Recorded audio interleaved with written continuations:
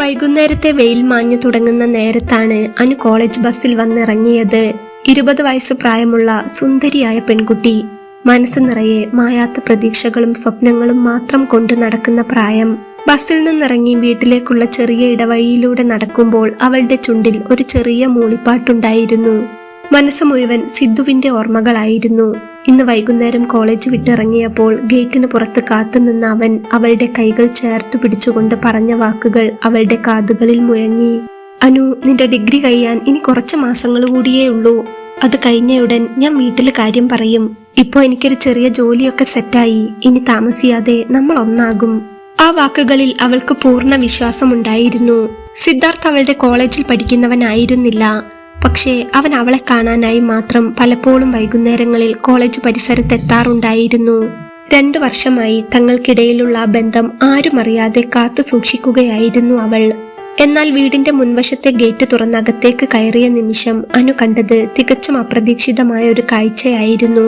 സാധാരണ സന്ധ്യയായാൽ ഉണ്ടാകാറുള്ള നിശബ്ദതയ്ക്ക് പകരം ഉമ്മറത്ത് വല്ലാത്തൊരാഹ്ലാദത്തിന്റെ അന്തരീക്ഷമായിരുന്നു. പൂമുഖത്തെ ചൂരൽ കസേരയിൽ അച്ഛൻ മാധവൻ നല്ല സന്തോഷത്തിലാണ് ഇരിക്കുന്നത്. പൊതുവെ കുടിച്ചു ചൂടായി രാത്രിയാണ് അച്ഛൻ കയറി വരാറുള്ളത്. ഇന്ന് നേരത്തെ ആണെങ്കിലും പതിവ് പോലെ മദ്യത്തിന്റെ മണമുണ്ടായിരുന്നു. കയ്യിലൊരു ഗ്ലാസുമായി എന്തോ മൂളിപ്പാട്ടും പാടി തികച്ചും ആഹ്ലാദവാനായി ഇരിക്കുന്ന അച്ഛനെ കണ്ട് അനു ഒന്നമ്പരന്നു. ഉമ്മറത്തിന്റെ ഒരു കോണിൽ അമ്മ സുമ അപ്പോൾ അസ്വസ്ഥതയോടെയും കണ്ണീരോടെയും മാറി നിൽക്കുന്നുണ്ടായിരുന്നു. അനു പതുക്കെ ബാഗ് തോളിൽ നിന്ന് ഊരിപ്പിടിച്ച് അച്ഛന് മുന്നിലേക്ക് നടന്നു. മാധവൻ അപ്പോൾ ഗ്ലാസ് താഴെ വെച്ച് വലിയൊരു ചിരിയോടെ മോളെ നോക്കി. അയാളുടെ കണ്ണുകൾ ലഹരിയാൽ ചുവന്നിരുന്നു. ആഹാ, എന്റെ മോള് വന്നല്ലോ. വാടി മോളെ, നിനക്കൊരു വലിയ സന്തോഷ വാർത്തയുണ്ട്. നിന്റെ കല്യാണം അച്ഛൻ ഉറപ്പിച്ചു. അടുത്ത മാസം ആദ്യ ആഴ്ച തന്നെ മംഗളകരമായി നടത്തും. ഒരു ഇടിമിന്നൽ മുന്നിൽ വന്ന് പതിച്ചതുപോലെ അനു അപ്പോൾ തറഞ്ഞു നിന്നുപോയി. കയ്യിലുണ്ടായിരുന്ന കോളേജ് ബാഗ് അവൾ അറിയാതെ നിലത്തു വീണു. അച്ഛാ, അച്ഛൻ എന്തായി പറയുന്നത്? കല്യാണമോ? എനിക്ക് 20 വയസ്സല്ലേ ആയിട്ടുള്ളൂ. എന്റെ ഡിഗ്രി പോലും കഴിഞ്ഞിട്ടില്ല. ഇത്ര പെട്ടെന്ന് എന്റെ കല്യാണം ഉറപ്പിക്കാൻ എന്താണ് കാരണം? എന്നോടൊരു വാക്കുപോലും ചോദിക്കാതെയാണോ? അവളുടെ ശബ്ദമിടറി. പെൺകുട്ടികൾക്ക് പ്രായമാകുമ്പോൾ നല്ലൊരു ബന്ധം വരുമ്പോൾ കെട്ടിച്ചു വിടണം. നിന്റെ പഠിത്തമൊക്കെ കല്യാണം കഴിഞ്ഞും ചെയ്യാം. അവൻ അതിനൊന്നും എതിർപ്പില്ല. മാധവൻ ലഹരിയുടെ താളത്തിൽ കൈ വീശിക്കൊണ്ട് പറഞ്ഞു. അവനോ? ആരാ അച്ഛാ അത്? എവിടുത്തെ ആളാണ്? അനുവിന്റെ ഉള്ളിൽ തീ പടരുകയായിരുന്നു. താൻ സ്വപ്നം കണ്ട ജീവിതവും സിദ്ധുവും അപ്പോൾ അവളുടെ കൺമുന്നിലൂടെ മാഞ്ഞു പോകുന്നത് പോലെ അവൾക്ക് തോന്നി. നല്ല പയ്യനാ, ഇവിടുന്ന് കുറച്ച് ദൂരമുണ്ട്. ചങ്ങനാശ്ശേരിയാ. പേര് സജിത്ത്. കൂലിപ്പണിയാ. എങ്കിലും കയ്യിൽ നിറയെ പണമുണ്ട്. മാധവൻ വലിയ പെരുമയോടെ പറഞ്ഞു. അനു അപ്പോൾ ഒന്നും പറഞ്ഞില്ല. എനിക്കിപ്പോ കല്യാണം വേണ്ട. അല്പനേരത്തിന് ശേഷം അവൾ മെല്ലെ പറഞ്ഞു. വേണ്ടെന്നോ? ഒന്നങ്ങോട്ട് തന്നാലുണ്ടല്ലോ. വെറുതെ അലഞ്ഞു തിരിയുന്ന ചെറുപ്പക്കാരനൊന്നുമല്ല. കുടുംബം നോക്കാൻ പ്രാപ്തിയുള്ളവനവൻ. പിന്നെ ഇത്തിരി പ്രായ കൂടുതലുണ്ട്. ഒരു 38 വയസ്സ് കാണും. അച്ഛൻ വളരെ നിസാരമായി പറഞ്ഞു തീർത്തു. 38 വയസ്സോ? അനു ഉറക്കെ നിലവിളിച്ചു പോയി. എനിക്കാകെ 20 വയസ്സാണച്ഛാ. എന്നേക്കാ 18 വയസ്സ് കൂടുതലുള്ള ഒരാൾക്ക് എന്നെ കൊടുക്കാൻ അച്ഛൻ എങ്ങനെ മനസ്സ് വന്നു? ഞാൻ സമ്മതിക്കില്ല. എനിക്ക് കല്യാണം വേണ്ട, അവൾ ഉറപ്പിച്ചു പറഞ്ഞു. മോളെ, വഴക്കുണ്ടാക്കല്ലേ. അനുവിന്റെ ശബ്ദത്തിലെ നിരാശയും ദേഷ്യവും കണ്ട അമ്മ സുമ അവളെ ചേർത്ത് പിടിക്കാൻ ശ്രമിച്ചെങ്കിലും അനു അമ്മയെ തള്ളി മാറ്റി അച്ഛന്റെ നേർക്ക് തിരിഞ്ഞു. ഇല്ല, ആര് പറഞ്ഞാലും ഞാൻ കേൾക്കില്ല. എനിക്കൊരു ജീവിതമുണ്ട്. ഞാൻ പ്രണയിക്കുന്ന ഒരാളുണ്ട്. എനിക്കൊരാളെ ഇഷ്ടമാണ്. കോളേജിൽ പോകുന്ന വഴിക്ക് പരിചയപ്പെട്ടതാ. ആ ആളെയാണ് ഞാൻ മനസ്സിൽ വിചാരിച്ചിരിക്കുന്നത്. അവൻ എന്നെ കാണാൻ കോളേജിലൊക്കെ വരാറുണ്ട്. ഞങ്ങൾ എന്റെ പഠിത്തം കഴിഞ്ഞ് ഒന്നിക്കാൻ തീരുമാനിച്ചതാണ്. അങ്ങനെയുള്ളപ്പോ എന്നെ ഒരു 38കാരന് കൊടുക്കാമെന്ന് അച്ഛൻ വിചാരിക്കണ്ട. അനു തന്റെ പ്രണയം അച്ഛനോട് തുറന്നു പറഞ്ഞു. ആ നിമിഷത്തിൽ അത് പറയാതിരുന്നാൽ തന്റെ ജീവിതം അവസാനിക്കുമെന്ന് അവൾക്കറിയാമായിരുന്നു. അത് കേട്ടതും മാധവന്റെ മുഖത്തെ ചിരി മാഞ്ഞു. ലഹരി തലയ്ക്ക് പിടിച്ച അയാൾ ദേഷ്യത്തോടെ എഴുന്നേറ്റു. എന്ത് പ്രേമമോ? കണ്ടവന്മാരുടെ കൂടെ ചുറ്റിക്കറങ്ങുകയാണോടി? ആ ചെറുക്കൻ എന്താടി ഉള്ളത്? സ്വത്തുണ്ടോ? പൈസയുണ്ടോ? ഇപ്പോളത്തെ മുടി നീട്ടി വളർത്തിയ വല്ലവനുമായിരിക്കും. കെട്ടിക്കഴിഞ്ഞ അവൻ നിന്നെ എങ്ങനെ നോക്കുമെടി? വെറുതെ ഓരോ സ്വപ്നം കണ്ട് നടക്കാതെ നല്ലൊരാലോചന വരുമ്പോ കാര്യം മനസ്സിലാക്കി നിക്കടി പെണ്ണെ, അച്ഛൻ പറഞ്ഞു. കാര്യം മനസ്സിലാക്കേണ്ടത് അച്ഛനാണ്. അനു വിതുമ്പിക്കൊണ്ട് അച്ഛന്റെ മുന്നിൽ നിന്നു. എന്തിനാ അച്ഛ ഇത്ര തിടുക്കം? പെട്ടെന്നൊരു ദിവസം കൊണ്ട് എന്നെ ഒരു വയസ്സിന്റെ തലയിൽ കെട്ടിവെക്കാൻ അച്ഛൻ എന്താ ഇത്ര ധൃതി? എന്തിനാണ് എന്നോട് ക്രൂരത കാണിക്കുന്നത്? മദ്യത്തിന്റെ ലഹരിയിലും അനുവിന്റെ തുടർച്ചയായ ചോദ്യങ്ങളിലും ക്ഷമ കെട്ട മാധവന്റെ നാവിൽ നിന്നപ്പോൾ സത്യങ്ങൾ പുറത്തു വന്നു. അയാളുടെ സന്തോഷത്തിന്റെ യഥാർത്ഥ കാരണം മറ്റൊന്നായിരുന്നു. എന്തുകൊണ്ടാണെന്ന് നിനക്കറിയണോടി? മാധവൻ ഉറക്കെ ചിരിച്ചുകൊണ്ട് വിളിച്ചു പറഞ്ഞു. നിന്നെ കെട്ടിച്ചയക്കാനേ സ്ത്രീധനമായി തരാൻ പൊന്നും ലക്ഷക്കണക്കിന് രൂപയും ഒന്നും എന്റെ കയ്യിലില്ല. ബാങ്കിലെ കടം വീട്ടാനും വഴിയില്ല. ഇതാകുമ്പോ ആ സജിത്ത് പെണ്ണന്വേഷിച്ച് കുറെ അലഞ്ഞതാണ്. അവന് പ്രായം 38 ആയതുകൊണ്ട് നാട്ടിലൊന്നും നല്ല ബന്ധങ്ങൾ കിട്ടാതെ നടക്കുകയായിരുന്നു. അങ്ങനെ ഇരിക്കുമ്പോഴാണ് ബ്രോക്കർ മൂസ എന്നോട് കാര്യം പറഞ്ഞത്. അയാൾ ടേബിളിൽ ഇരുന്ന മദ്യത്തിന്റെ ഗ്ലാസ് എടുത്ത് ഒറ്റ വലിക്ക് കുടിച്ചിറക്കിക്കൊണ്ട് തുടർന്നു. അവന് പണമോ സ്വർണമോ ഒന്നും വേണ്ട, നിന്നെ കിട്ടിയാൽ മാത്രം മതി. കല്യാണ ചെലവ് മുഴുവൻ അവൻ നോക്കിക്കോളും. അതിനു പുറമെ എന്റെ കടങ്ങൾ വീട്ടാനും അവൻ വലിയൊരു തുക തരും. അതുമാത്രമല്ല, എനിക്ക് കുടിക്കാൻ ആവശ്യത്തിന് മദ്യവും സൗകര്യവും തരുമെന്നും ബ്രോക്കർ മൂസ ഉറപ്പു തന്നിട്ടുണ്ട്. എനിക്ക് കുടിക്കാനുള്ളത് കിട്ടിയാ പോരടി, ബാക്കിയൊന്നും ഞാൻ നോക്കേണ്ടതില്ലല്ലോ. ഇപ്പൊ ഒരു കുപ്പിക്കൊക്കെ എന്താ വില? ആകെ ഒരു കുഴപ്പം, അവന് 38 വയസ്സുണ്ടെന്നുള്ളതേ ഉള്ളൂ. അതൊരു കാര്യമേ അല്ല. ആർക്കാ വയസ്സ് കൂടാത്തത്? ഇങ്ങനെ ഒരു ബന്ധം വന്നപ്പോൾ നമ്മുടെ അവസ്ഥയ്ക്ക് ഇത് വലിയ ലാഭമാണെന്ന് എനിക്ക് തോന്നി. ആ വാക്കുകൾ കേട്ട് അനു ആകെ തരിച്ചു നിന്നു. സ്വന്തം അച്ഛൻ മോളുടെ ജീവിതം വിൽക്കുന്നത് തന്റെ മദ്യപാനത്തിനും സാമ്പത്തിക നേട്ടത്തിനും വേണ്ടിയാണെന്ന സത്യം അവൾക്ക് മുന്നിൽ അനാവരണം ചെയ്യപ്പെട്ടു. എനിക്ക് കുടിക്കാനുള്ളത് കിട്ടിയാൽ മതി എന്ന അച്ഛന്റെ വാക്കുകൾ അവളുടെ ഹൃദയത്തിൽ ആഴത്തിൽ മുറിവേൽപ്പിച്ചു.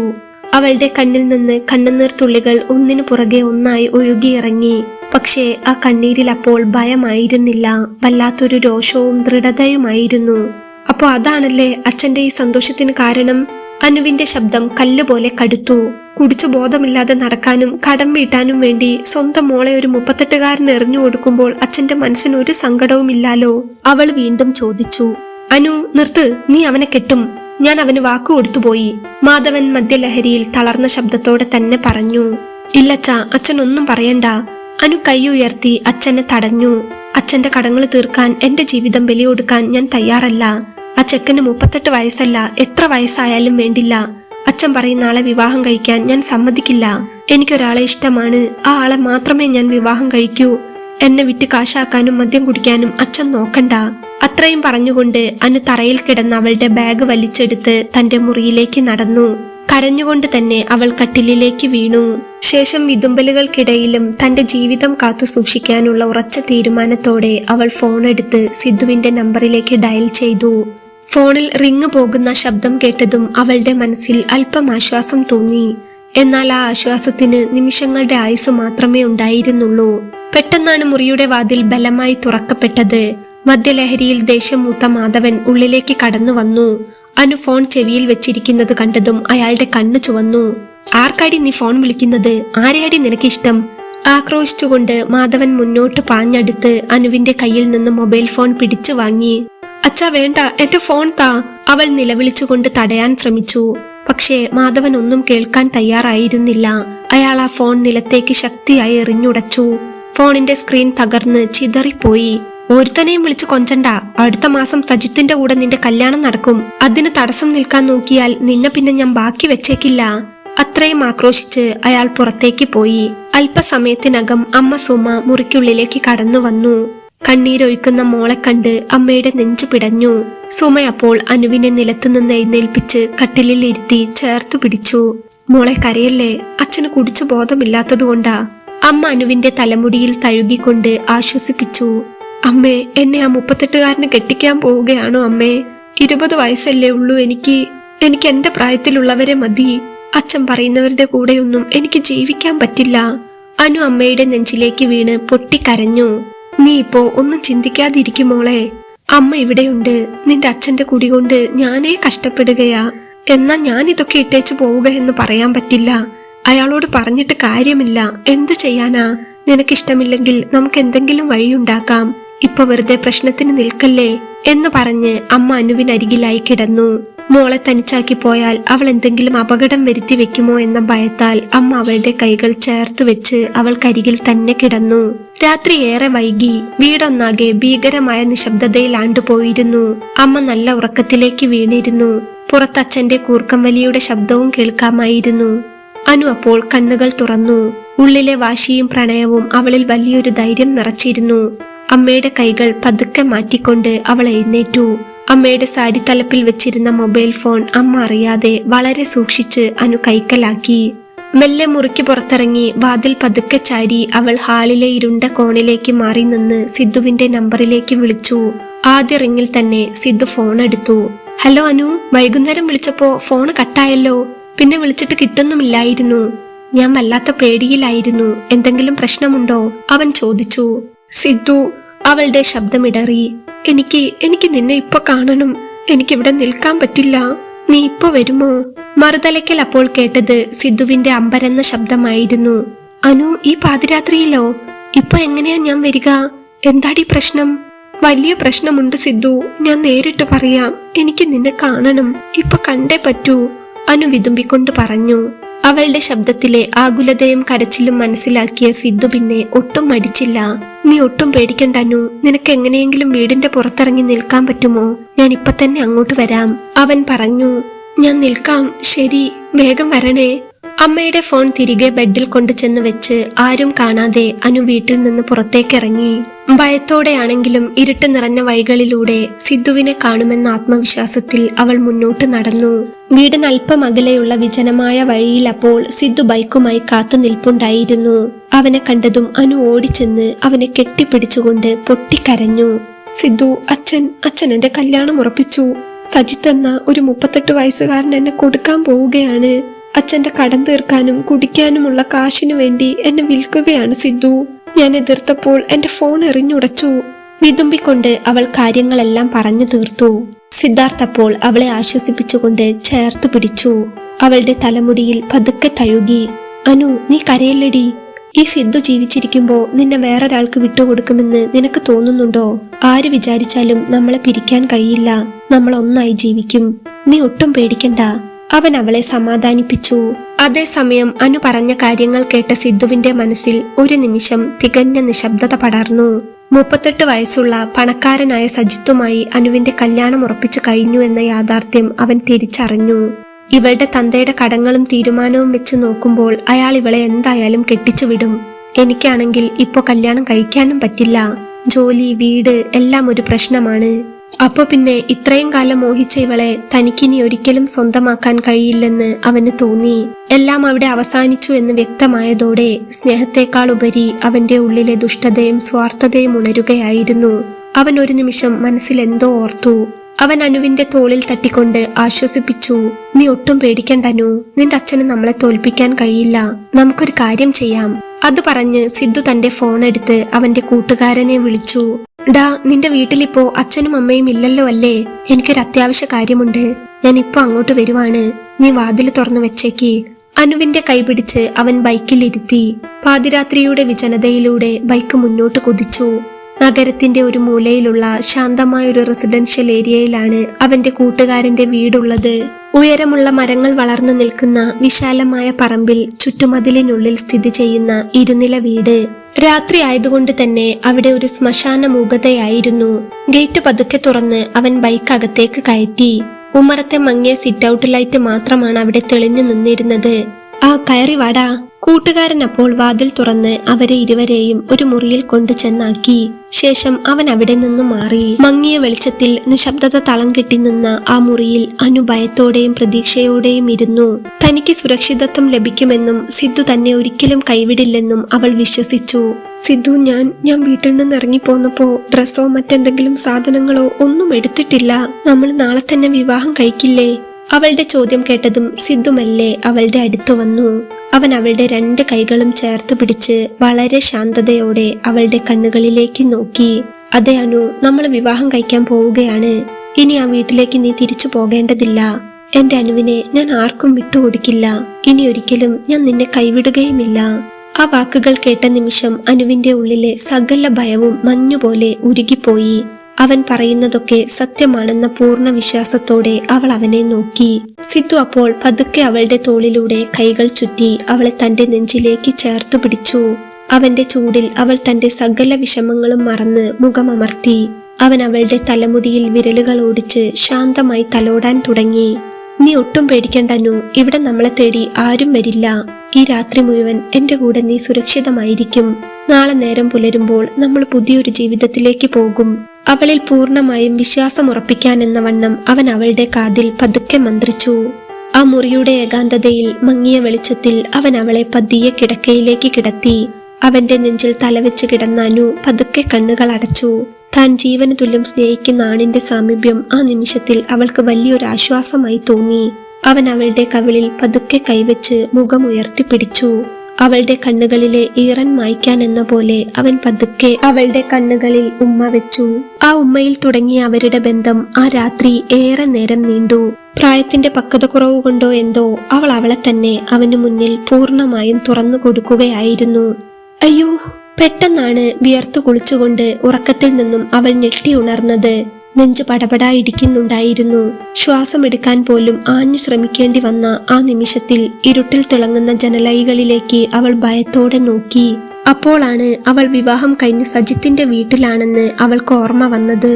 വലിയൊരു കട്ടിൽ, ചുമരിലെ മനോഹരമായ പെയിന്റിങ്ങുകൾ, ഒരു വശത്ത് വെച്ചിരിക്കുന്ന ആഡംബരപൂർണമായ ഡ്രസ്സിംഗ് ടേബിൾ, തന്റെ കഴുത്തിൽ കിടക്കുന്ന താലിയുടെ കനവും കൈകളിൽ കിടക്കുന്ന വളകളുടെ ശബ്ദവും അപ്പോഴാണ് അവൾ തിരിച്ചറിഞ്ഞത്. കൈവെള്ളയിൽ മാഞ്ഞു തുടങ്ങിയ മൈലാഞ്ചിയുടെ പാടുകളിലേക്ക് നോക്കിയപ്പോൾ അവളുടെ ഹൃദയത്തിൽ ഒരു ഇടിമിന്നൽ പാഞ്ഞുപോയി. മനസ്സിൽ അപ്പോഴും സിദ്ധാർത്ഥിനൊപ്പമുള്ള അന്നത്തെ രാത്രിയിലെ രംഗങ്ങൾ മായാതെ നിൽക്കുന്നുണ്ടായിരുന്നു. സിദ്ധുവിന്റെ വാഗ്ദാനങ്ങളും പ്രണയവും ഒടുവിൽ അന്നാ മുറിയിൽ സംഭവിച്ച വൃത്തികെട്ട നിമിഷങ്ങളുമെല്ലാം കൊടുങ്കാറ്റുപോലെ അവളുടെ മനസ്സിലേക്ക് വീണ്ടും ഇരച്ചു കയറി. താഴെ വീണുടഞ്ഞ കണ്ണാടിത്തുണ്ടുകൾ പോലെ യാഥാർത്ഥ്യം അവൾക്ക് മുന്നിൽ ചിതറിത്തെറിച്ചു. താനിപ്പോൾ ഒരാളുടെ ഭാര്യയാണ്. ആഡംബരപൂർവ്വം താലി ചാർത്തി തന്നെ സ്വന്തമാക്കിയ സജിത്തേട്ടന്റെ ഭാര്യ. 3 ചേച്ചിമാരുള്ള ആളാണ് സജിത്ത്. കുടുംബത്തിലെ ഒരേ ഒരു ആൺതരിയുടെ വിവാഹം അവരാഗ്രഹിച്ചതുപോലെ തന്നെ നാടൊട്ടുക്കും അറിയുന്ന രീതിയിൽ വളരെ ആഡംബരമായിട്ടാണ് നടത്തിയത്. പണത്തിനും ആൾബലത്തിനും ഒരു കുറവുമില്ലാത്ത വലിയ വീട്.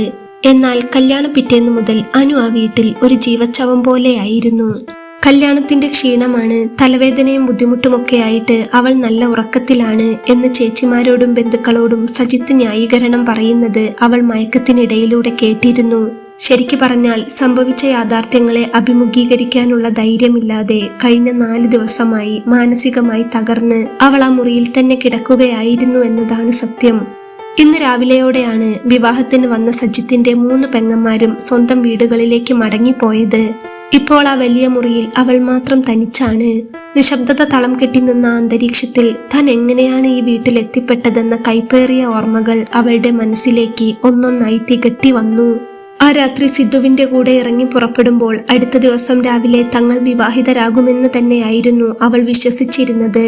എന്നാൽ ഒരു രാത്രി ഒരുമിച്ച് കഴിഞ്ഞ് പിറ്റേന്ന് നേരം പുലർന്നപ്പോൾ സിദ്ധുവിന്റെ മുഖത്ത് കണ്ട മാറ്റം അവളെ ഭയപ്പെടുത്തിയിരുന്നു. തലേന്ന് രാത്രി കാണിച്ച ആവേശമോ സ്നേഹമോ ഒന്നും അവന്റെ കണ്ണുകളിൽ ഉണ്ടായിരുന്നില്ല. വല്ലാത്തൊരു തണുപ്പൻ മട്ടോടെയാണ് അവൻ തനിക്ക് മുന്നിലേക്ക് വന്നതെന്ന് അവൾ ഓർത്തു. സിദ്ധു, നമ്മൾ എപ്പോഴാ രജിസ്റ്റർ ഓഫീസിൽ പോകുന്നത്? എന്റെ അച്ഛൻ എന്നെ തിരയുന്നുണ്ടാകും. വിറയ്ക്കുന്ന ശബ്ദത്തിൽ താൻ ചോദിച്ചപ്പോൾ അവൻ ഒഴിവ് കഴിവുകൾ പറഞ്ഞു തുടങ്ങുകയായിരുന്നു. അനു, നീ ഒന്നടങ്ങ്. എടി, ഒരു ചെറിയ പ്രശ്നമുണ്ട്. കല്യാണം കഴിഞ്ഞ് എന്റെ വീട്ടിലേക്ക് എന്തായാലും നിന്നെ കൊണ്ടുപോകാൻ പറ്റില്ല. അവര് സ്വീകരിക്കില്ല. തൽക്കാലം നമുക്ക് മാറി നിൽക്കാൻ ഒരു വീട് നോക്കിയിട്ട് കിട്ടുന്നില്ല. തങ്ങാനൊരിടം പോലും ഇല്ലാതെ നമ്മൾ എങ്ങനെയാ പെട്ടെന്ന് കല്യാണം കഴിക്കുന്നത്? ഇപ്പോഴത്തെ സാഹചര്യത്തിൽ ഇത് നടക്കില്ല. അവൻ വളരെ നിസ്സാരമായി പറഞ്ഞു. നീ എന്താ സിദ്ധു ഈ പറയുന്നത്? അവൾക്ക് സ്വന്തം കാൽക്കീയിലെ മണ്ണൊലിച്ചു പോകുന്നത് പോലെ തോന്നിയ നിമിഷമായിരുന്നു അത്. നിന്നെ വിശ്വസിച്ചല്ലേ ഞാൻ വീട്ടിൽ നിന്ന് ഇറങ്ങി വന്നത്. ഇനി ഞാൻ എങ്ങനെ അങ്ങോട്ട് തിരിച്ചു പോകും? അച്ഛൻ എന്നെ കൊല്ലും. അവൾ കരഞ്ഞു നിലവിളിച്ചെങ്കിലും സിദ്ധുവിന്റെ മനസ്സലിഞ്ഞില്ല. അവൻ അവളെ നിർബന്ധിച്ച് വഴിയിലേക്ക് കൂട്ടിക്കൊണ്ടുപോയി. നീ ഇപ്പൊ വീട്ടിലേക്ക് തിരികെ പോ. അച്ഛനോട് കൂട്ടുകാരിയുടെ വീട്ടിലെങ്ങാനും പോയതാണെന്ന് പറ. ഇന്നലെ വഴക്കുണ്ടായപ്പോൾ മാറിയതാണെന്ന് പറഞ്ഞാ മതി. ഞാൻ ഇന്ന് തന്നെ വീട് ശരിയാക്കാം. നാളെ ഞാൻ ഉറപ്പായും നിന്നെ വന്ന് വിളിച്ചോളാം. അവന്റെ ആ നിർബന്ധത്തിനു മുന്നിൽ താൻ നശിപ്പിക്കപ്പെട്ടു കഴിഞ്ഞു എന്ന തിരിച്ചറിവോടെ കണ്ണുനീരൊഴുക്കിക്കൊണ്ട് അവൾക്ക് വീട്ടിലേക്ക് തിരികെ നടക്കേണ്ടി വന്നു. വീട്ടിലെത്തിയപ്പോൾ പേടിച്ചിട്ട് കൂട്ടുകാരിയുടെ വീട്ടിൽ പോയതാണെന്ന് കളവ് പറഞ്ഞു. അച്ഛന്റെ തെറിവിളികളും ദേഷ്യവും സഹിച്ചുകൊണ്ട് ആ രാത്രി മുഴുവൻ സിദ്ധു വരുമെന്ന് കരുതി അവൾ കാത്തിരുന്നു. എന്നാൽ പിറ്റേന്ന് രാവിലെ സിദ്ധുവിന്റെ ഫോണിലേക്ക് ഡയൽ ചെയ്ത അനുവിന് കേൾക്കാൻ കഴിഞ്ഞത് the number you are trying is currently switch off എന്ന നിർവികാരമായ ശബ്ദം മാത്രമായിരുന്നു. ആ നിമിഷത്തിലാണ് താൻ പൂർണ്ണമായും ചതിക്കപ്പെടുകയായിരുന്നു എന്ന ക്രൂരമായ സത്യം അവൾ തിരിച്ചറിഞ്ഞത്. തന്റെ നിസ്സഹായാവസ്ഥയെ സ്വന്തം സ്വാർത്ഥതയ്ക്കായി ഉപയോഗിച്ച് തന്റെ ജീവിതം തകർത്ത് അവൻ നാടുവിടുകയായിരുന്നു. പിന്നീടുള്ള ദിവസങ്ങൾ അനുവിന് ഒരിക്കലും ഓർക്കാൻ പോലും ഇഷ്ടപ്പെടാത്തതായിരുന്നു. മരിക്കാൻ പേടിയുള്ളതുകൊണ്ട് മാത്രം പിടിച്ചു നിന്ന അവൾക്ക് സിദ്ധുവിൽ നിന്നുള്ള ചതിയും വീട്ടിലെ സാമ്പത്തിക ഞെരുക്കവും അച്ഛന്റെ ഭീഷണികളുമെല്ലാം താങ്ങാൻ പറ്റുന്നതിലും അപ്പുറമായിരുന്നു. വേറെ വഴിയില്ലാതെ അച്ഛന്റെ ഇഷ്ടത്തിന് കീഴടങ്ങി സജിത്തിന്റെ മുന്നിൽ താലിക്കായി കഴുത്ത് നീട്ടിക്കൊടുക്കേണ്ടി വന്നു അവൾക്ക്. കിടക്കയിലിരുന്ന് അനു സ്വന്തം കൈകളിലേക്ക് നോക്കിക്കൊണ്ട് വിതുമ്പി. സിദ്ധു തന്ന ആഴത്തിലുള്ള മുറിവും പേറി മറ്റൊരു പുരുഷന്റെ ഭാര്യയായി കഴിയേണ്ടി വരുന്ന തന്റെ അവസ്ഥയോർത്ത് അവളുടെ കണ്ണുകളിൽ നിന്ന് കണ്ണുനീർ തുള്ളികൾ പുറത്തേക്ക് ചാടി. അപ്പോഴാണ് മുറിയുടെ വാതിൽ തുറക്കുന്ന ശബ്ദം അവൾ കേട്ടത്. വാതിൽ തുറന്നകത്തേക്ക് വന്നത് സജിത്തായിരുന്നു. വയസ്സ് 38 ആരും കുറ്റം പറയാത്തത്ര ഭംഗിയും ഐശ്വര്യവുമുള്ള ഒരു സുന്ദരനായിരുന്നു സജിത്ത്. അത്ര വയസ്സുണ്ടെന്ന് പറഞ്ഞാൽ ആരും വിശ്വസിക്കില്ലായിരുന്നു. സ്ഥിരമായി അധ്വാനിക്കുന്നത് കൊണ്ട് തന്നെ അധികം തടിയില്ലാത്ത ശരീരപ്രകൃതമായിരുന്നു അവൻ്റേത്. ഒതുങ്ങിയ നീണ്ട ഉയരവും വെയിലേറ്റ് തിളങ്ങുന്ന മാൻ നിറത്തിലുള്ള സ്കിന്നും നിഷ്കളങ്കമായ ചിരിയുമെല്ലാം അവനൊരു പ്രത്യേക ഭംഗി നൽകുന്നതായിരുന്നു. പക്ഷേ അവന്റെ ഭംഗിയൊന്നും കാണാനോ ശ്രദ്ധിക്കാനോ ഉള്ള അവസ്ഥയിലായിരുന്നില്ല അനു. കയ്യിൽ ആവി പറക്കുന്ന ചായ ഗ്ലാസുമായി പുഞ്ചിരിച്ചുകൊണ്ട് അവൻ അവളുടെ അടുത്തേക്ക് നടന്നു വന്നു. അനു, ഉറക്കമുണർന്നോ? നീ രാവിലെ മുതൽ ഒന്നും കഴിച്ചില്ലല്ലോ എന്നോർത്ത് ഞാൻ ഒരു ചൂട് ചായ ഉണ്ടാക്കി. ദാ. വളരെ സ്നേഹത്തോടെ അവൻ ആ ഗ്ലാസ് അവൾക്ക് നേരെ നീട്ടി. താൻ പേറുന്ന രഹസ്യങ്ങളുടെയും കുറ്റബോധത്തിന്റെയും ഭാരത്താൽ സജിത്തിന്റെ മുന്നിൽ മുഖമുയർത്താൻ പോലും അനുവിന് വല്ലാത്ത മടിയും ഭയവും തോന്നിയിരുന്നു. എങ്കിലും അവന്റെ മുഖത്തെ നിഷ്കളങ്കമായ പ്രസന്നത കാണുമ്പോൾ അത് നിരസിക്കാൻ അവൾക്കായില്ല. വിറയ്ക്കുന്ന വിരലുകളോടെ അവൾ പതുക്കെ ആ ചായ ഗ്ലാസ് വാങ്ങി ചുണ്ടോട് ചേർത്തു. തൊണ്ട വരണ്ടുണങ്ങിയിരുന്ന ആ നിമിഷത്തിൽ ചൂട് ചായയുടെ ഓരോ ഇറക്കും അവൾക്ക് വലിയൊരു ആശ്വാസമായി തോന്നി. അവൾ ചായ കുടിക്കുന്നത് സജിത്ത് വാത്സല്യത്തോടെ നോക്കി നിന്നു. പെട്ടെന്നാണ് അവളുടെ വാടിയ മുഖവും ചുവന്ന കണ്ണുകളും അവൻ ശ്രദ്ധിച്ചത്. മുഖമൊക്കെ വല്ലാതെ ഇരിക്കുന്നല്ലോ, തലവേദന മാറിയില്ലേ? അതിയായ കരുതലോടെ ചോദിച്ചുകൊണ്ട് അവൻ പതുക്കെ അവളുടെ അരികിലേക്ക് ചേർന്നിരുന്നു. അവളില്ല എന്ന് തലയാട്ടാൻ തുടങ്ങുന്നതിനു മുൻപ് തന്നെ സജിത്ത് തന്റെ വലതു കൈ ഉയർത്തി അവളുടെ നെറ്റിയിൽ പതുക്കെ തൊട്ടുനോക്കി. പനിയുണ്ടോ എന്ന് പരിശോധിച്ചുകൊണ്ട് അവൻ അവളുടെ തലമുടി പതുക്കെ പുറകിലേക്ക് ഒതുക്കി വെച്ചു. തല നല്ല ചൂടുണ്ട്, നമുക്കൊന്ന് ഡോക്ടറെ കാണിക്കാൻ പോയാലോ? അവൻ സ്നേഹത്തോടെ ചോദിച്ചു. അനുവിനപ്പോൾ വല്ലാത്ത വിഷമം തോന്നി. വേണ്ടേട്ടാ, കുറവുണ്ട്, അവൾ വിറച്ചുകൊണ്ട് പറഞ്ഞു. ആണോ? അവനൊന്ന് അവളെ നോക്കി ചിരിച്ചു.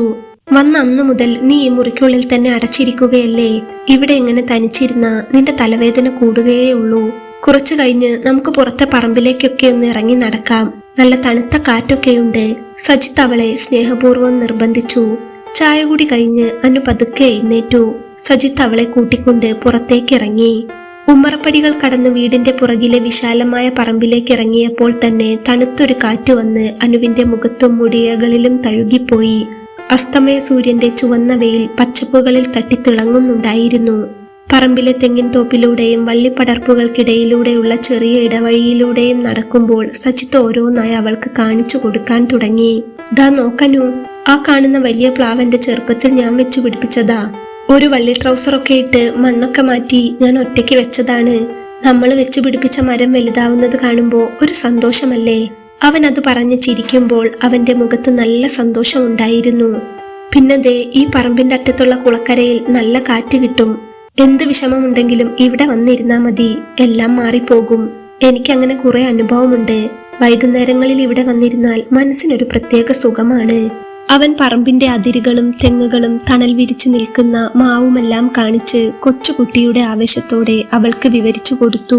ഇടയ്ക്കൊക്കെ അവളുടെ നിഴൽ പോലെ ഒപ്പം നടന്ന് അവൾ തെന്നി വീയാതിരിക്കാൻ നന്നായി ശ്രദ്ധിക്കുന്നുമുണ്ടായിരുന്നു അവൻ.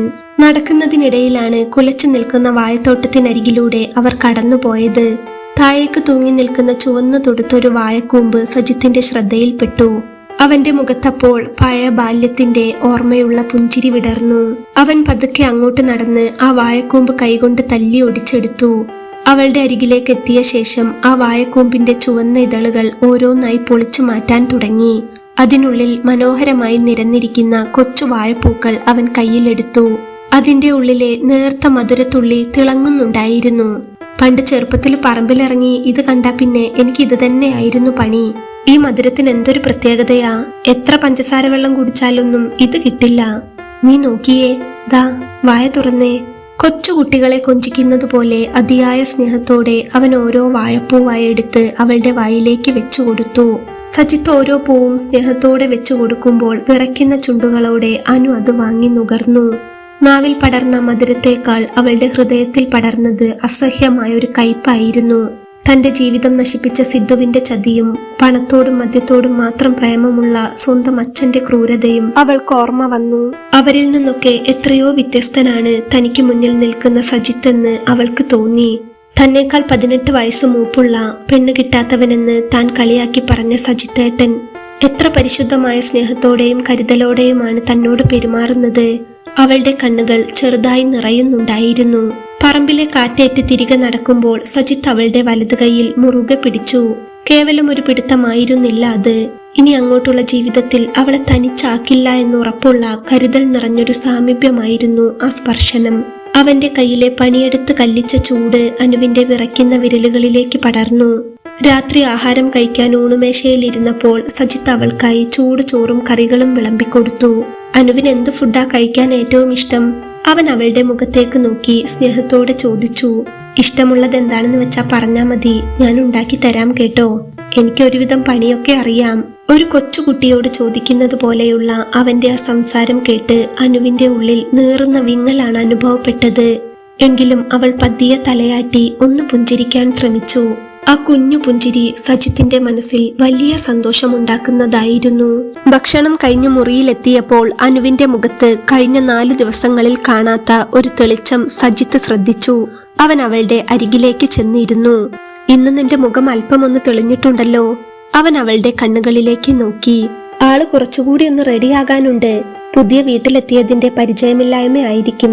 കുറച്ചു ദിവസം കഴിഞ്ഞാൽ ശരിയായിക്കോളും, അവൻ സ്നേഹത്തോടെ പറഞ്ഞു. അനു അപ്പോൾ അവന്റെ കണ്ണുകളിലേക്ക് തന്നെ നോക്കി. അല്പനേരത്തെ നിശബ്ദതയ്ക്ക് ശേഷം കല്യാണം ഉറപ്പിച്ച നാൾ മുതൽ തന്റെ ഉള്ളിൽ കിടക്കുന്ന ഒരു കുഞ്ഞു ചോദ്യം സജിത്ത് വളരെ പതുക്കെ പുറത്തെടുത്തു. നിനക്കെന്നോട് ഉള്ളിൽ ദേഷ്യം വല്ലതുമുണ്ടോ അനു? ഇത്ര വയസ്സുള്ള ഞാൻ നിന്നെപ്പോലൊരു കുട്ടിയെ കല്യാണം കഴിച്ചതിൽ?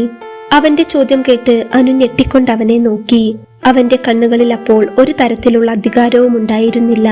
പകരം നിറഞ്ഞ സ്നേഹം മാത്രമായിരുന്നു. ഇല്ല ഏട്ടാ, എന്തേ അങ്ങനെ ചോദിച്ചത്? അനു ഒരു വിറയലോടെ ചോദിച്ചു. സജിത്ത് അപ്പോൾ ഒരു ദീർഘനിശ്വാസം എടുത്ത് മുറിയുടെ ഒരു കോണിലേക്ക് കണ്ണ് നട്ടുകൊണ്ട് പറയാൻ തുടങ്ങി.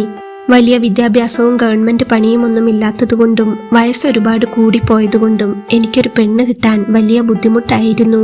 ഞാൻ 10ാം ക്ലാസ്സിൽ പഠിക്കുമ്പോഴാണ് അച്ഛൻ പെട്ടെന്ന് ഞങ്ങളെ വിട്ടു പോകുന്നത്.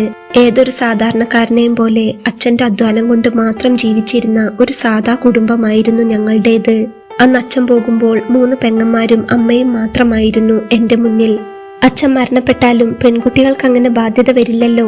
പക്ഷേ കുടുംബത്തിൽ ഒരു ആൺകുട്ടി ഉണ്ടാകുമ്പോൾ ആ വീടിന്റെ മുഴുവൻ ഭാരവും ചുമക്കേണ്ടത് അവനാണല്ലോ. ഞാൻ പഠിത്തമൊക്കെ അവിടെ നിർത്തി കൂലിപ്പണിക്ക് ഇറങ്ങി.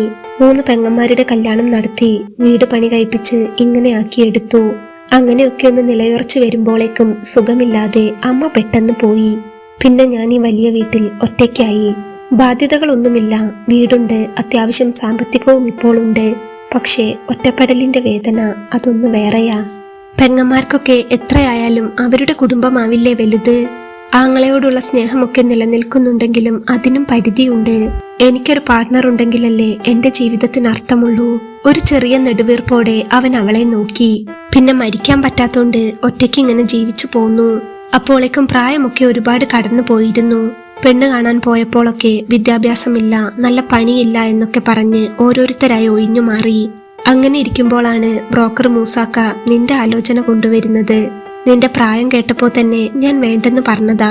കാരണം നീ എന്നെക്കാളും പ്രായത്തിന് എത്രയോ ചെറുതല്ലേ, പിന്നെ പഠിക്കുന്ന കുട്ടിയുമല്ലേ. മൂസാക്ക തമാശ പറയുകയാണെന്നാണ് ആദ്യം കരുതിയത്. നിന്നെപ്പോലൊരു നല്ല പെൺകുട്ടി ഇത്രയും പ്രായമുള്ള പണിയും വിദ്യാഭ്യാസവും ഒന്നുമില്ലാത്ത എന്റെ കൂടെ വന്നാൽ നിന്റെ ജീവിതം പാഴാകുമോ എന്ന് ഭയന്നു. പക്ഷേ നിന്റെ വീട്ടുകാർക്ക് പൂർണ്ണ സമ്മതമാണെന്ന് ബ്രോക്കർ പറഞ്ഞപ്പോൾ എങ്കിൽ പിന്നെ എന്തിനാ വെറുതെ വന്ന ഭാഗ്യം തള്ളിക്കളയുന്നതെന്ന് തോന്നി. സജിത്ത് അവളെ നോക്കി ഒന്ന് ചിരിച്ചു. ശേഷം അവൻ അവളുടെ വിറയ്ക്കുന്ന കൈകൾ പതുക്കെ തന്റെ കൈക്കുള്ളിലാക്കി നിർത്തി. എനിക്ക് നിന്നെ ഒരുപാട് ഇഷ്ടമാണ് കേട്ടോ അനു.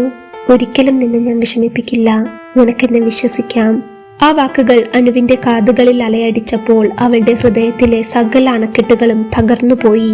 ചതിയും വഞ്ചനയും മാത്രം തിരികെ നൽകിയ ലോകത്ത് നിഷ്കളങ്കമായി തന്നെ സ്നേഹിക്കുന്ന അവന്റെ മുന്നിൽ താൻ ഒളിപ്പിച്ചു വെച്ച വലിയ തെറ്റിന്റെ കുറ്റബോധം അവളെ വല്ലാതെ ശ്വാസം മുട്ടിച്ചു. സജിത്തിന് തന്നോടുള്ള കരുതലിന്റെയും സ്നേഹത്തിന്റെയും ആഴം തിരിച്ചറിഞ്ഞ നിമിഷം ഒരു കുഞ്ഞു കുട്ടിയെപ്പോലെ പൊട്ടിക്കരഞ്ഞുകൊണ്ട് അനു അവന്റെ നെഞ്ചിലേക്ക് വീണു. സജിത്ത് അപ്പോൾ ഒരു ചിരിയോടെ അവളെ ചേർത്തു പിടിച്ച് ആ തലമുടിയിൽ പതുക്കെ തലോടി. അന്ന് രാത്രി ഏറെ വൈകിയും അവരാ മുറിയിൽ സംസാരിച്ചിരുന്നു. ഒടുവിൽ അനുവിന്റെ മുഖത്തെ ക്ഷീണവും തളർച്ചയും കണ്ട് സജിത്ത് അവളുടെ കൈകളിൽ വീണ്ടും അമർത്തിപ്പിടിച്ചു. ഒത്തിരി വൈകി അനു, നീ നല്ലപോലെ തളർന്നിട്ടുണ്ട്, കിടന്നുറങ്ങാൻ നോക്ക്. നമുക്കൊന്നിച്ച് ജീവിക്കാൻ, പ്രണയിക്കാൻ ഇനി ആയുസ് മുഴുവൻ മുന്നിലുണ്ടല്ലോ. അതിനൊന്നും ഒരു ധൃതിയുമില്ല. വളരെ ശാന്തമായി കേവലം ഒരു തണലായി മാത്രം അവൻ അവളെ തന്നിലേക്ക് ചേർത്തു പിടിച്ചു. അവളിൽ നിന്ന് യാതൊരു അവകാശവാദങ്ങളും ചോദിച്ചു വാങ്ങാതെ കരുതലിന്റെ ചൂട് നൽകി അവൻ പതുക്കെ കണ്ണുകൾ അടച്ചു. എന്നാൽ അനുവിന് ഉറങ്ങാൻ കഴിഞ്ഞില്ല. തന്റെ ഓരോ ശ്വാസത്തിലും സജിത്തിന്റെ നെഞ്ചിടിപ്പിന്റെ താളം അവൾ അറിഞ്ഞു. എത്ര കളങ്കമില്ലാത്ത സ്നേഹമാണ് അവൻ തനിക്ക് നൽകുന്നതെന്ന് അവൾ ഓർത്തു. ആ നെഞ്ചിലെ ചൂടിൽ കിടക്കുന്തോറും ഉള്ളിൽ കനലെരിയുന്ന കുറ്റബോധം അവളെ ശ്വാസം മുട്ടിച്ചു. പാതിരാത്രി ആയപ്പോൾ സജിത്ത് നല്ല ഉറക്കത്തിലേക്ക് വീണെന്നുറപ്പുവരുത്തി അവൾ പതുക്കെ അവന്റെ കൈകൾ മാറ്റി കട്ടിലിൽ നിന്ന് എഴുന്നേറ്റു. ഇരുട്ടിൽ അവൾ വല്ലാതെ വിതുമ്പി.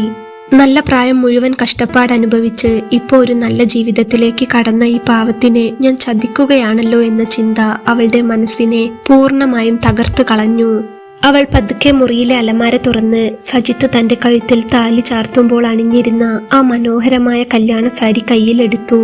ആ സാരി നെഞ്ചോട് ചേർത്തു വെച്ചപ്പോൾ 4 ദിവസം മുൻപ് മണ്ഡപത്തിൽ വെച്ച് സജിത്ത് കഴുത്തിൽ താലി കെട്ടിയ ആ നിമിഷങ്ങൾ അവളുടെ ഓർമ്മയിലേക്ക് ഇരച്ചു കയറി വന്നു. ആളുകളുടെ ആശംസകൾക്കിടയിൽ അതിരറ്റ സ്നേഹത്തോടെയും ബഹുമാനത്തോടെയും തന്റെ കഴുത്തിൽ താലി ചാർത്തി നെറുകിൽ സിന്ദൂരം ചാർത്തിയ സജിത്തേട്ടന്റെ മുഖം അവളുടെ കൺമുന്നിൽ തെളിഞ്ഞു. എത്ര പരിശുദ്ധമായിട്ടാണ് ഏട്ടൻ എന്നെ സ്വന്തമാക്കിയത്. പക്ഷേ ആ പരിശുദ്ധി എനിക്കില്ലാതെ പോയല്ലോ. ഞാൻ മരിച്ചു കഴിഞ്ഞാൽ സജിത്തേട്ടനോ അല്ലെങ്കിൽ ഏട്ടന്റെ കുടുംബമോ പോലീസിന്റെയോ നാട്ടുകാരുടെയോ മുന്നിൽ പ്രതിക്കൂട്ടിലാകരുത് എന്ന് അവൾക്ക് നിർബന്ധമുണ്ടായിരുന്നു. താൻ കാരണം ഒരു നല്ല മനുഷ്യന്റെ ജീവിതത്തിൽ ഒരു പുള്ളിക്കുത്തു പോലും വീയരുത്. അവൾ ഡ്രസ്സിംഗ് ടേബിളിൽ ഇരുന്ന ബുക്കിൽ നിന്ന് ഒരു താളെടുത്ത് വിറയ്ക്കുന്ന വിരലുകളോടെ പേന പിടിച്ചു. കണ്ണുനീർ തുള്ളികൾ കടലാസിലേക്ക് വീണ് പടരുമ്പോഴും വിതുമ്പലടക്കി അവൾ അത് എഴുതി തീർത്തു. സജിത്തേട്ട, ഏട്ടൻ എനിക്ക് മാപ്പ് തരുമോ എന്നറിയില്ല. ഏട്ടന്റെ കൂടെ ജീവിക്കാൻ എനിക്ക് യോഗ്യതയില്ല. എന്റെ ജീവിതം നശിച്ചു പോയതാണ്. ഇത്രയും പരിശുദ്ധമായി എന്നെ സ്നേഹിക്കുന്ന സജിത്തേട്ടനെ ചതിക്കാൻ എനിക്ക് മനസ്സ് വരുന്നില്ല. ഞാൻ ഏട്ടനെ അത്രത്തോളം ബഹുമാനിക്കുന്നു. ഞാനിത് എഴുതി വെക്കുന്നത് എന്താണെന്ന് വെച്ചാൽ എന്റെ തീരുമാനത്തിന് ഒരു വിധത്തിലും സജിത്തേട്ടൻ ഉത്തരവാദിയല്ല.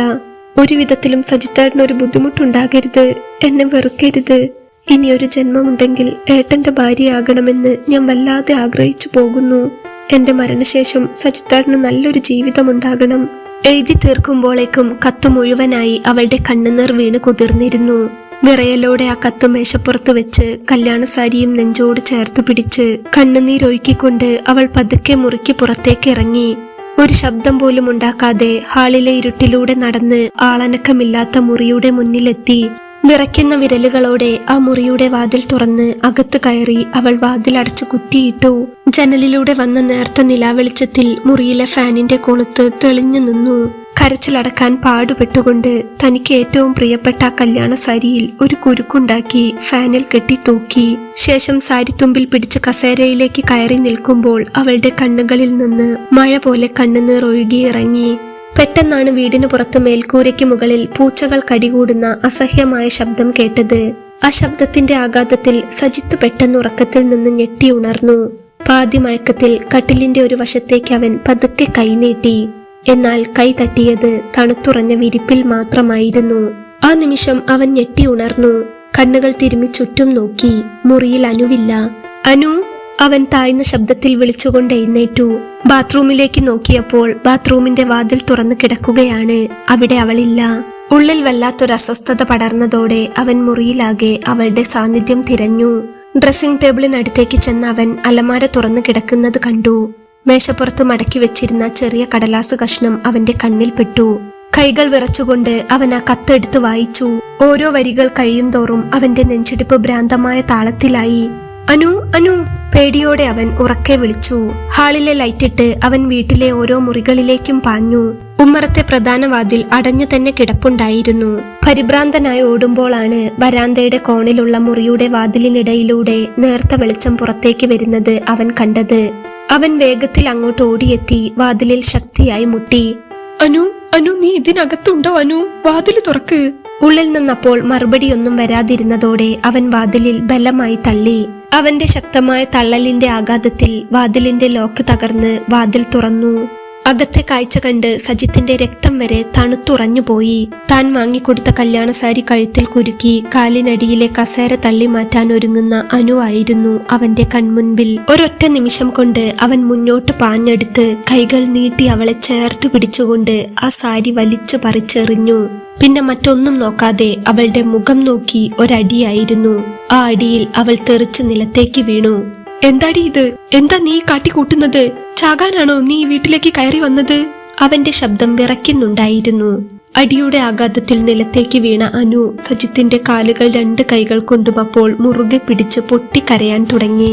സജിത്തേട്ടാ, എന്നോട് ക്ഷമിക്കണം, എന്നോട് ക്ഷമിക്കണേ ഏട്ടാ. എനിക്ക് വലിയൊരു തെറ്റു പറ്റിപ്പോയി. ഞാൻ യോഗ്യയല്ല സജിത്തേട്ടാ. ഏട്ടന്റെ കൂടെ ജീവിക്കാൻ, ഏട്ടന്റെ ഭാര്യയാകാൻ ശുദ്ധിയുള്ള ഒരു പെണ്ണല്ല ഞാൻ. അവളുടെ വിതുമ്പലുകൾക്കിടയിലൂടെ വാക്കുകൾ മുറിഞ്ഞു വീണു. താൻ സിദ്ധുവുമായി പോയതും ആ രാത്രിയിൽ സംഭവിച്ചതും അവനിൽ നിന്നുണ്ടായ ചതിയുമെല്ലാം ഒന്നും മറച്ചു വെക്കാതെ കണ്ണുനീരൊഴുക്കിക്കൊണ്ട് അവൾ സജിത്തിന്റെ കാൽക്കൽ വീണ് തുറന്നു പറഞ്ഞു. എനിക്ക് എന്റെ ജീവിതം പോയി സജിത്തേട്ടാ. ഞാൻ ഏട്ടനെ ചതിക്കുകയായിരുന്നു. എനിക്കിനി ജീവിക്കേണ്ട സജിത്തേട്ടാ. എനിക്ക് മരിച്ചാ മതി. ഏട്ടൻ ഒരു പ്രശ്നവും വരില്ല ഞാൻ പോയാൽ. എല്ലാം ഞാൻ എഴുതി വെച്ചിട്ടുണ്ട്. അവൾ കരഞ്ഞുകൊണ്ട് പറയുമ്പോൾ കേട്ട കാര്യങ്ങൾ വിശ്വസിക്കാൻ കഴിയാതെ സജിത്ത് കുറച്ചു നേരം തറഞ്ഞു നിന്നുപോയി. നെഞ്ചിലൊരു വലിയ കരിങ്കല്ല് വന്ന് വീണതുപോലെ അവന്റെ സർവ്വനാഡികളും തളർന്നു.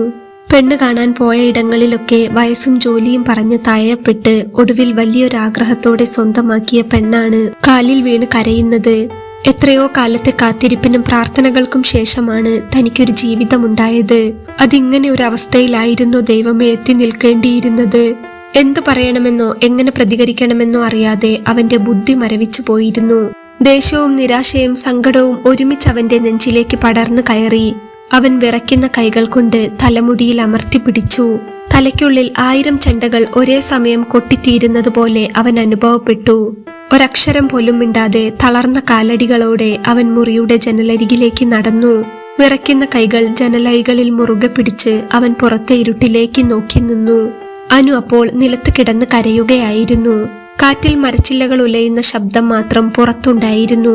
ജനലരികിൽ നിൽക്കുമ്പോൾ സജിത്തിന്റെ മനസ്സിൽ ചിന്തകളുടെ വലിയൊരു കൊടുങ്കാറ്റടിക്കുകയായിരുന്നു.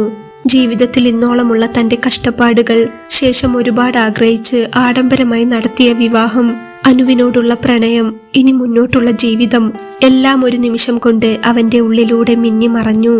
നേരം കടന്നുപോയി. ഏറെ സമയത്തിന് ശേഷം മനസ്സിലെ കൊടുങ്കാറ്റടങ്ങി സജിത്തിന്റെ ശ്വാസത്തിന് വീണ്ടും താളം വീണു. ജനലരികിൽ നിന്ന് പതുക്കെ തിരിഞ്ഞു നടന്ന് അവൻ അവളുടെ അടുക്കലേക്ക് വന്നു. വിറയ്ക്കുന്ന കൈകളോടെ അനുവിന്റെ 2 തോളുകളിലും മുറുകെ പിടിച്ചുകൊണ്ട് അവൻ നിലത്തേക്ക് താഴ്ന്നിരുന്നു. പേടിയോടെ അവന്റെ കണ്ണുകളിലേക്ക് നോക്കുന്ന അനുവിനെ പോലും ഞെട്ടിപ്പിച്ചുകൊണ്ട് അവളുടെ മുഖത്തൊന്ന് തലോടി അവൻ അവളെ അവന്റെ നെഞ്ചിലേക്ക് ചേർത്ത് പിടിക്കുകയാണ് അപ്പോൾ ചെയ്തത്. ശരിക്കു പറഞ്ഞാൽ അവന്റെ ഭാഗത്തു നിന്ന് അങ്ങനെ ഒരു പ്രതികരണം വന്നപ്പോൾ അവൾ ആകെ അത്ഭുതപ്പെട്ടു പോയിരുന്നു. അതിശയത്തോടെ അവൾ അവന്റെ കണ്ണുകളിലേക്ക് നോക്കി. തന്നെ അപ്പോൾ തന്നെ ആ വീട്ടിൽ നിന്ന് വലിച്ചു പുറത്തിടുമെന്ന് കരുതിയിടത്താണ് അവൻ അവളെ ചേർത്തു പിടിച്ചത്. മതി അനു, കരയണ്ട. സംഭവിച്ചത് സംഭവിച്ചു. അതിന് നീ ഇങ്ങനെ ജീവിതം നശിപ്പിക്കാൻ നോക്കുകയാണോ വേണ്ടത്? നീ എത്ര കത്തെഴുതി വെച്ചിട്ട് മരിച്ചെന്ന് പറഞ്ഞാലും വിവാഹം കഴിഞ്ഞ് ഇവിടെ വെച്ച് നിനക്കെന്തെങ്കിലും സംഭവിച്ചു പോയാൽ അതിന് ഞാനല്ലേ ഉത്തരം പറയേണ്ടത്? അതിനെക്കുറിച്ചെങ്കിലും നീ ചിന്തിക്കണ്ടേ? അവൻ അത് പറഞ്ഞുകൊണ്ട് അവളുടെ കണ്ണുനീർ സ്വന്തം വിരലുകളാൽ തുടച്ചു മാറ്റി. നിനക്കെത്ര വയസ്സുണ്ടെന്ന് എനിക്കറിയാമനു. നിന്നെപ്പോലെ 20 വയസ്സുള്ളപ്പോ എനിക്കും വലിയ വിവരവും ബുദ്ധിയും ഒന്നും ഉണ്ടായിരുന്നില്ല. വീട്ടിലെ പ്രാരാബ്ദവും കടവും തീർക്കാൻ ഓടാനുള്ള ഒരു ബുദ്ധി മാത്രമേ ഉണ്ടായിരുന്നുള്ളൂ. ആരെങ്കിലും വലിയ പണിയൊക്കെ എടുപ്പിച്ച് കുറച്ച് പൈസ തന്നാലും അതൊന്നും ചിന്തിക്കാനുള്ള ബുദ്ധി എനിക്ക് അന്നില്ലായിരുന്നു. എല്ലാവരും നന്മയുള്ളവരാണെന്നും സ്നേഹമുള്ളവരാണെന്നും ഒക്കെ കരുതുമായിരുന്നു. സാരമില്ല, അവൻ നിന്നെ വിവാഹം കഴിക്കുമെന്ന് കരുതി സംഭവിച്ചതല്ലേ. അറിവില്ലാത്ത പ്രായത്തിൽ സ്നേഹമാണെന്ന് കരുതി ആർക്കും പറ്റിപ്പോകാവുന്ന ഒരബദ്ധമായി ഞാൻ അതിനെ കണ്ടോളാം. എത്രയോ പെൺകുട്ടികൾക്ക് എത്രയോ ബന്ധങ്ങൾ ഉണ്ടാകുന്നുണ്ട്. എത്രയോ പെൺകുട്ടികൾ ആരുടെയൊക്കെയോ കൂടെ ഇറങ്ങിപ്പോകുന്നുണ്ട്. അതൊക്കെ മറച്ചുവെച്ച് അവര് വേറെ കല്യാണം കഴിച്ച് സുഖമായി ജീവിക്കുന്നുമുണ്ട്. സാരമില്ല, പോട്ടെ, കഴിഞ്ഞതൊക്കെ ഞാൻ മറന്നോളാം. അവന്റെ വാക്കുകളിലെ കരുണയും സ്നേഹവും വിശ്വസിക്കാൻ കഴിയാതെ അനു അമ്പരപ്പോടെ നിറകണ്ണുകളോടെ അവനെ തന്നെ നോക്കി നിന്നു. ഒന്നുമില്ലെങ്കിലും ചെയ്തത് തെറ്റാണെന്നും അത് മറച്ചുവെച്ച് ജീവിക്കുന്നത് ചതിയാണെന്ന് ചിന്തിക്കാനും അതിലൊരു കുറ്റബോധം തോന്നാനുമുള്ള മനസ്സുണ്ടായില്ലേ നിനക്ക്? പറ്റിപ്പോയ തെറ്റിന് സ്വന്തം ജീവൻ കളയാൻ നോക്കിയില്ലേ നീ? ഇപ്പൊ ഇതൊക്കെ എന്നോട് പറഞ്ഞല്ലോ, അത് മതി അനു എനിക്ക്. സജിത്തിന്റെ ശബ്ദം കൂടുതൽ ആർദ്രമായി. ഇനി വെറുതെ ടെൻഷൻ ആവണ്ട, ഒന്നും ഓർത്ത് പേടിക്കണ്ട. ഇവിടെ ഇപ്പോൾ നമ്മളല്ലാതെ വേറെ ആരുമില്ല. നമ്മൾ രണ്ടുപേരും മാത്രമേ ഇതറിഞ്ഞിട്ടുള്ളൂ, അറിയാനും പാടുള്ളൂ. ഇനി മൂന്നാമതൊരാൾ ഇതറിയാൻ പോകുന്നുമില്ല. അതുകൊണ്ട് പോട്ടെ, ഒക്കെ കഴിഞ്ഞു. ഇനി അത് ഓർക്കണ്ട. എല്ലാം ഈ നിമിഷത്തോടെ ഇവിടെ അവസാനിച്ചു. അവൻ അത് പറഞ്ഞ് അവളുടെ കണ്ണുനീർ തുടച്ചു കൊടുത്തപ്പോൾ അവൾ ആകെ വല്ലാതായി പോവുകയായിരുന്നു. ഏട്ടാ, കരഞ്ഞുകൊണ്ട് അവൾ അവനെ നോക്കി. അവൻ അപ്പോൾ അവളുടെ ചുണ്ടുകളിൽ ചെറുതായി ഒന്ന് തൊട്ടു. ഒന്നും ഓർക്കണ്ട, ഇനിയൊന്നും. ചതിച്ചവന്റെ മുഖം പോലും ഏതോ ഒരുത്തൻ ഇത്തിരി ചളി വാരിയെറിഞ്ഞു. അതൊരു കുഞ്ഞു സോപ്പിട്ട് കഴുകി കളയുന്നത് പോലെ നമുക്ക് വിട്ടുകളയാം. നാളെ മുതൽ പുതിയൊരു തുടക്കമായി മറന്നു കളയാം. എനിക്ക് കേവലം പെണ്ണ് കെട്ടി സുഖിച്ച് ജീവിക്കണമെന്നുള്ള കൊതി കൊണ്ടൊന്നുമല്ല അനു. നമുക്കൊക്കെ കുറച്ചു കാലമല്ലേ ആയുസുള്ളൂ. നിന്നെ ഞാൻ തിരിച്ച് നിന്റെ വീട്ടിലേക്ക് പറഞ്ഞയച്ചാലും നിനക്കൊരു നല്ല ജീവിതം ഉണ്ടാകുമോ? കുറ്റബോധം കാരണം നിനക്ക് വീണ്ടും എന്തെങ്കിലും ചെയ്യാൻ തോന്നിയാലോ? നിനക്കെന്തെങ്കിലും സംഭവിച്ചു പോയാൽ പിന്നെ എന്റെ മനസ്സിന് സമാധാനമുണ്ടാകുമോ? അതുകൊണ്ട് ഒരു പരിഭവവുമില്ലാതെയാ പറയുന്നത്. നമുക്കിതൊക്കെ ഇവിടെ വെച്ച് മറക്കാം. അത്രയും പറഞ്ഞു തീർത്തപ്പോഴേക്കും സജിത്തിന്റെ കണ്ണുകളും ഈറനണിഞ്ഞിരുന്നു. തന്റെ വയസ്സിന്റെ പകുതി മാത്രം പ്രായമുള്ള ആകെ തകർന്നുപോയ ആ കുഞ്ഞു പെണ്ണിനെ അവൻ തന്റെ ആത്മാവിലേക്ക് ചേർത്ത് വെക്കുന്നത് പോലെ അമർത്തി പിടിച്ചു. അവന്റെ വീതിയേറിയ നെഞ്ചിന്റെ ചൂടിലേക്ക് വീഴുമ്പോഴും അനുവിന്റെ നെഞ്ചുരുകുകയായിരുന്നു. അവളുടെ ശ്വാസം അവന്റെ കഴുത്തിനടുത്ത് തട്ടി നിന്നു. തന്നെ വെറുക്കേണ്ട സ്ഥാനത്ത് ഇത്രത്തോളം സ്നേഹത്തോടെയും കരുതലോടെയും ചേർത്തണയ്ക്കുന്ന അവനെപ്പോലൊരാണിനോട് എത്ര നന്ദി പറഞ്ഞാലും എത്ര മാപ്പ് ചോദിച്ചാലും തീരില്ലെന്ന് അവൾക്കറിയാമായിരുന്നു. ഏട്ടാ, അവൾ അവന്റെ കാലിൽ തൊടാൻ പോയതും സജിത്ത് പതുക്കെ കൈകൾ നീട്ടി അവളെ തടഞ്ഞു. അവളുടെ കൈകളിൽ മുറുകെ പിടിച്ച് അവൻ അവളെ എണീപ്പിച്ച് നിർത്തി. ഏയ്, എന്താ ഇത്? സാരമില്ല അനു, ഞാൻ പറഞ്ഞില്ലേ, പോട്ടെ. അവന്റെ വിരലുകൾ അവളുടെ കവിളിൽ പടർന്ന കണ്ണുനീർ തുള്ളികൾ ഓരോന്നായി തുടച്ചു മാറ്റി. ആ മുറിയിലേക്ക് ഒഴുകിയെത്തിയ നേർത്ത നിലാവെളിച്ചത്തിൽ അവളുടെ ഇറഞ്ഞണിഞ്ഞ കണ്ണുകളിലും വിറയ്ക്കുന്ന കവിളുകളിലും അവൻ അതിയായ പ്രണയത്തോടെ ചുണ്ടുകൾ അമർത്തി. കരഞ്ഞുകൊണ്ട് അവളപ്പോൾ അവനോട് ചേർന്ന് നിന്നു. ആ രാത്രിക്ക് ശേഷം അനുവിന്റെ ജീവിതം സജിത്തിന് ചുറ്റും മാത്രമായി മാറുകയായിരുന്നു. തനിക്ക് പുതിയൊരു ജീവിതവും ആത്മാഭിമാനവും തിരികെ നൽകിയ സജിത്തിനോട് കേവലം നന്ദി മാത്രമായിരുന്നില്ല അവൾക്ക്, മറിച്ച് അളവറ്റ പ്രണയവും ആരാധനയുമായിരുന്നു. എന്നാൽ ഇതിനിടയിലൊന്നും സജിത്ത് ഒരിക്കൽ പോലും അവളെ ശാരീരിക ബന്ധത്തിന് നിർബന്ധിക്കുകയോ തന്റെ അവകാശമായി അതിനെ ചോദിച്ചു വാങ്ങുകയോ ചെയ്തിരുന്നില്ല. അവളുടെ മനസ്സ് പൂർണ്ണമായും ശാന്തമാകാനും ഭയങ്ങളില്ലാതെ തന്നെ സ്വീകരിക്കാനും അവൻ ക്ഷമയോടെ കാത്തിരിക്കുകയായിരുന്നു. അവന്റെ ആ മനസ്സിലാക്കലും കരുതലും അനുവിന്റെ മനസ്സിൽ അവനോടുള്ള പ്രണയം ഇരട്ടിയാക്കി. ഓരോ ദിവസവും അവൾ സജിത്തിനായി മാത്രം ജീവിച്ചു.